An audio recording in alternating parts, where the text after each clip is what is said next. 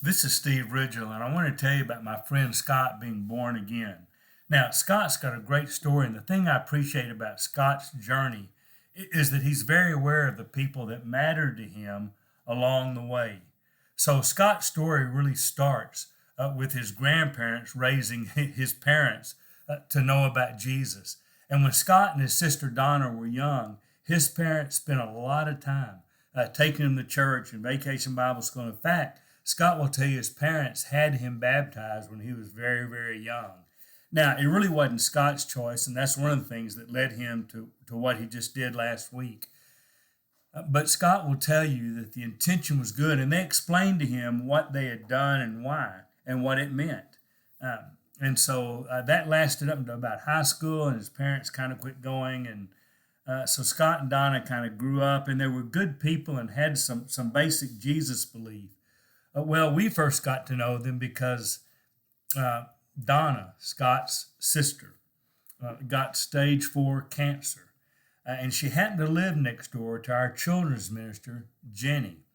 Now, Scott was concerned that when his sister Donna died and her husband Rick was had some issues too, that was the people closest to him, and he thought, I need to have a circle of friends. So maybe it'd be good to find a church home. And of course, they thought of Jenny, and Jenny had been praying for them, was a great neighbor, had invited them several times, invited them to Hillcrest.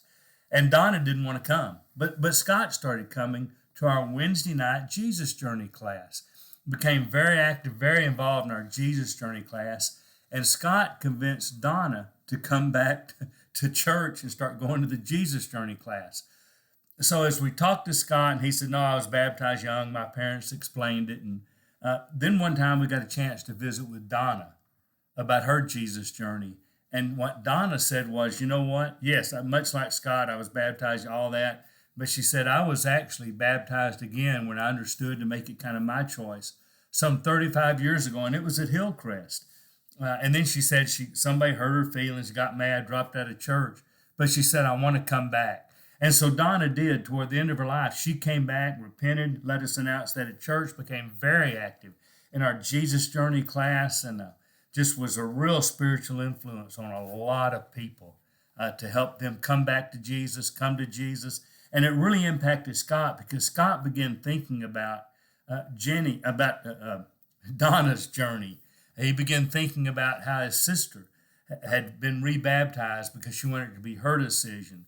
And so Scott began to wrestle with following Jesus is a my faith decision. I appreciate what my folks did. I appreciate their faith, very formative to him. But he really kept thinking about Donna and the fact that she was always a great influence and role model for him. And so Scott decided, you know what, I'm going to do it. I'm going to be born. And he even bought a baptism T-shirt. When he showed up for his baptism, we did it up at ACU, Abilene Christian, at Jacob's Dream. He had a T-shirt on that said "Made New."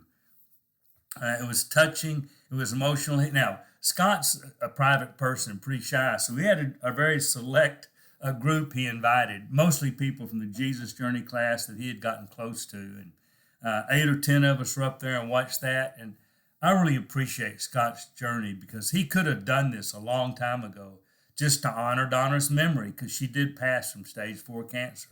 He could have done it just to please Jenny, our children's minister that lived next door to his sister, or to please me that teaches the Jesus journey. But Scott didn't do any of that. He prayed, he wrestled, he thought, he worked through, and he worked it out and decided on his faith to be born again. So Scott, brother, I am glad to have watched your journey. God bless you as you help other people make that decision.